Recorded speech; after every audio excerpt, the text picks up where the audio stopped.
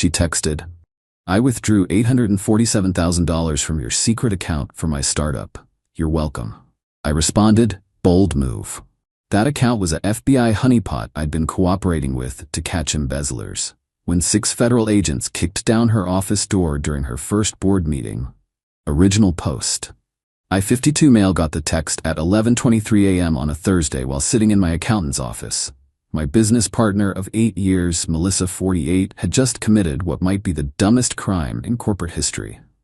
The message read, Derek, found your offshore account. Nice try hiding it during our restructuring talks. Withdrew the full $847,000 for my new venture. Consider it my exit package. You're welcome for not making this messy. My accountant Greg saw my face change. Everything okay? I actually laughed. Melissa just stole $800,000. What? From the account the FBI set up to catch whoever's been skimming from our government contracts. Greg's coffee mug stopped halfway to his mouth. The honeypot account? Yep. See, 6 months ago our company started noticing discrepancies in our federal contract billing. Small amounts at first, then bigger. FBI got involved quietly. They suspected an inside job, but needed proof. So they had me set up what looked like a hidden offshore account, complete with fake transaction history showing skimmed funds. The whole thing was monitored 24/7 by the feds, and Melissa just waltzed right into it. I texted back, bold move. Then I called Special Agent Rodriguez. Hey, remember that bait account you guys had me set up? Yeah? Someone just took the whole thing. Silence. Then, someone took $800,000 from a federal monitoring account? My business partner, she texted me about it, bragging. She texted you? About stealing from what she thinks is your illegal account? Screenshot already sent to your email. Jesus Christ, we'll handle this. Do not contact her again. Do not warn her. Wouldn't dream of it. The beauty of this? Melissa thought she was being clever. She'd been pushing for a buyout for months, demanding way more than her stake was worth. When I refused, she got nasty. Accused me of hiding assets. Threatened to report me to the IRS for suspicious financial activity, unless I paid her off. Turns out she'd hired some sketchy private investigator who found the honeypot account. Thought she'd hit the jackpot. Even better, she figured I couldn't report it without admitting to having an illegal offshore account. Except it wasn't illegal. It wasn't even real money. It was FBI funny money in an FBI-controlled account, now with her digital fingerprints all over it. Greg poured himself a scotch at 11:45 a.m. This is insane. This is karma. Update 1. 3 days later. Holy hell, the entitlement escalated fast. Friday morning, Melissa strutted into the office like she owned the place. Actually announced to our team she'd be transitioning to pursue other opportunities and threw herself a goodbye party. On company time. With company resources. Don't worry about Derek, she told everyone. He's fully supportive of my new venture. We've worked out a very generous severance arrangement. She ordered $500 worth of catering, hired a photographer, even had the balls to take her office furniture, claiming I'd agreed to let her have it. I just smiled and nodded. Didn't say a word. The FBI had specifically instructed me to act normal, let her dig deeper. But then she got cocky. Saturday, she sent out a mass email to all our clients from her company account, which IT hadn't disabled yet per FBI request. The email announced her exciting new consulting firm and heavily implied our company was having financial troubles. She wrote, after discovering concerning financial irregularities during my tenure as partner, I've decided to branch out on my own. I'd love to continue serving your needs with the integrity and transparency you deserve. She was trying to poach clients while suggesting I was crooked. The irony was incredible. Then came the social media posts, LinkedIn, Facebook, Instagram, pictures of her at a Mercedes dealership. Sometimes you have to bet on yourself. New beginnings, female entrepreneur, know your worth. She leased a fully loaded S-Class, leased, with stolen federal bait money. But the peak entitlement came Monday morning. She hired movers to come to our office. Not for her stuff, for my stuff. Claimed we'd agreed she could have the conference room furniture, the espresso machine, even the artwork from my personal office. The movers were confused when I said no. Melissa called me, screaming, "We had a deal, Derek." We absolutely did not. I have messages proving you agreed to this. Send them to my lawyer. You don't want to play hardball with me. I know about your little account, remember? I'm counting on it. She hung up and immediately had her new lawyer send a cease and desist letter, claiming I was harassing her and sabotaging her new business. Also demanded I transfer her rightful share of several patents we'd filed together, patents that belonged entirely to the company, not us personally. The lawyer's letter also mentioned she'd be filing a whistleblower complaint about my offshore tax evasion if I didn't comply within 48 hours. Perfect.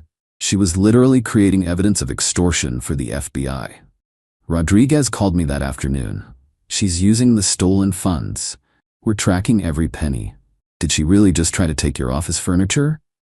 With movers and everything. This is the dumbest criminal I've ever surveilled. She's posting her crimes on Instagram. When are you moving? Her first board meeting. She sent us an invitation through LinkedIn. Thursday, 6 p.m. She tagged the location and everything. I almost felt bad. Almost. Update 2. The board meeting Thursday came. Melissa had rented out an entire floor of a downtown high-rise for her launch event. According to her Instagram stories, she'd invited potential investors, clients she was trying to poach, and even a local news crew to cover her inspiring journey as a female entrepreneur overcoming workplace adversity. I knew the exact timeline because Rodriguez kept me updated via text. 1:45 p.m., team in position. 1:55 p.m., subject is live streaming her intro speech. She's really comparing herself to Elizabeth Holmes, but as a success story. Moving in. I wasn't there, but I've now seen the footage from multiple angles thanks to her own live stream and the news crew she invited. She was mid-PowerPoint explaining her revolutionary consulting methodology, literally just our company's existing processes with different names, when they came in. Not quietly, not discreetly. 6 federal agents in full FBI windbreakers. The live stream caught everything. Melissa Hartley? FBI, you're under arrest for wire fraud, theft of government property, and violation of the Federal Computer Fraud and Abuse Act. The best part? She tried to run. In heels. On marble floors. She made it about 10 feet before slipping and taking down her entire presentation board. As they cuffed her, she screamed, and this is word for word from the news footage. This is a setup. Derek Martinez is the real criminal. Check his offshore accounts. He's framing me. One of the agents actually responded, "Ma'am, the account you stole from is the evidence." The live stream cut off, but apparently she fainted. Right there in front of her potential investors, the news crew, and the clients she was trying to poach. The news ran it that night. Local businesswoman arrested at launch event for theft of federal funds. They even included a clip of her LinkedIn post about betting on yourself. But she still wasn't done. From jail, she had her sister Emma call me. Emma, 45F, was just as entitled, but thought she was smarter. Derek, this is obviously a misunderstanding. Melissa was clearly confused about the nature of that account. She texted me saying she stole it. She was joking. You know her sense of humor. The FBI doesn't think it's funny. Look, we both know you set her up. That's entrapment. No, entrapment would be if I told her to steal it. She found it, decided to steal it, and bragged about it. That's just crime. She'll sue you for everything. With what money? The FBI froze all her assets. Emma hung up on me. 20 minutes later, I got an email from her husband, Tony, offering to mediate the situation for a finder's fee of $50,000. I forwarded that to Rodriguez too. Update 3, the aftermath. It's been 3 weeks since the arrest. The entitlement hasn't stopped. It's actually gotten worse. First, Melissa's lawyer, a public defender now since her paid attorney dropped her when the checks bounced, tried to argue this was a domestic dispute between business partners. The prosecutor shut that down by pointing out that stealing federal bait money is, shockingly, a federal crime. Then Melissa started calling me from jail. Collect calls. The audacity. I declined every one, but she left voicemails through the system. Derek, please. I was just trying to get what I deserved. You owe me for 8 years of building that company. I'll tell them it was all a misunderstanding if you drop the charges. Lady, the FBI brought the charges. I'm just a witness. Emma escalated things. Started a GoFundMe titled Help Melissa Fight Corporate Bullying. She claimed I'd manipulated federal resources to destroy a successful woman in business. Raised $3,000 before GoFundMe shut it down for fraud. Turns out using crowdfunding to pay for federal crime defense while lying about the crime violates their terms. But the peak entitlement came last Tuesday. Melissa's mother, Dorothy, 71F, showed up at my office. Security called me down to the lobby. This elderly woman, who I'd had dinner with dozens of times over the years, looked me dead in the eye and said, "You need to fix this. Tell them it was a misunderstanding." Dorothy, she stole from what she thought was my illegal account. She was taking what you owed her. I owed her nothing. She was trying to extort me. She's a single mother. She's not. She's divorced with no kids. She has diabetes. She doesn't. Her father would be ashamed of you. Her father is alive and already called me to apologize for his daughter's actions. When none of that worked, Dorothy tried a different approach. "I'll give you my house if you make this go away." "Dorothy, I can't make it go away. She stole from the FBI." "Then you should have warned her it was a trap. That would defeat the purpose of a trap." She left screaming about lawsuits and elder abuse because security escorted her out. The company update: we're actually doing better. The clients Melissa tried to poach were so horrified by her arrest livestream that they've increased their contracts with us. The publicity has been weird but ultimately positive. We're now known as the company that cooperates with federal investigations. Rodriguez told me Melissa's looking at 5 to 10 years minimum. The wire fraud alone is serious, but stealing from a federal investigation account adds all sorts of fun charges. Plus, they found evidence she'd been skimming from our government contracts for 2 years. Turns out she was the inside thief they were originally looking for. The honeypot just caught her for a different crime. The Mercedes dealership is trying to repo the S-Class, but Melissa hid it somewhere. They've hired a bounty hunter. A bounty hunter. For a leased Mercedes that she put maybe 2 payments down on with stolen FBI money. Final update: 2 months later. Melissa took a plea deal. 7 years federal prison, 3 years supervised release, and she has to pay restitution for the contract skimming. About $1.3 million total. At the sentencing, she gave a speech about how she was a victim of systemic bias against strong women in business. The judge, a woman, was not impressed.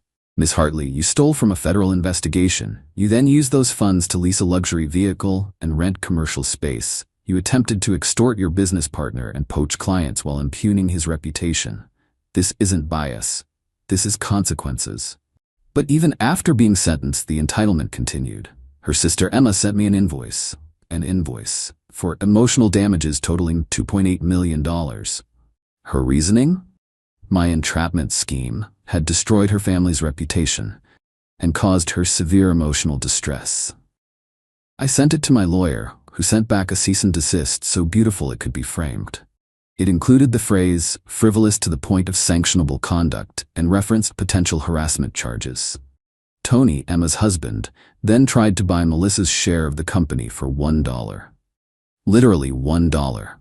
His argument was that since she was a convicted felon, her shares were worthless anyway, and he was doing me a favor by taking them off my hands. My lawyer explained that Melissa's shares would be liquidated to pay her restitution at fair market value, which was about $400,000. Tony threatened to report me to the Better Business Bureau, the BBB, for not selling him shares that weren't mine to sell, that were worth $400 for $1.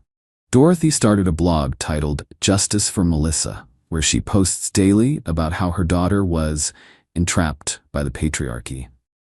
It has 4 readers, all family members. She sends me the links every day from different email addresses after I keep blocking her. The Mercedes was found last month.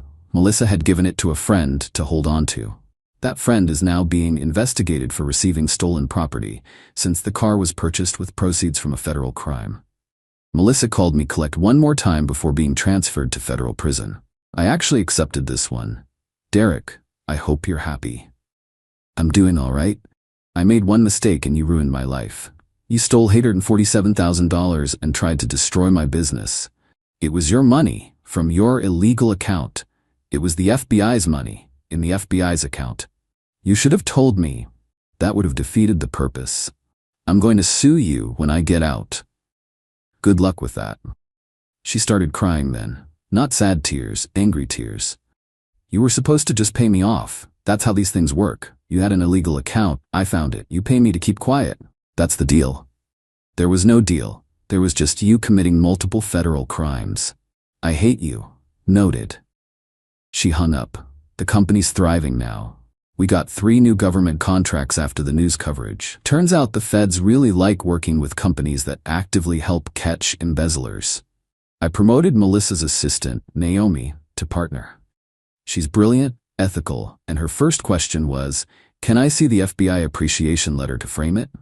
Rodriguez sent me a bottle of scotch after the sentencing with a note, "Thanks for the easiest conviction of my career." The best part? Melissa's mugshot became a meme in our industry.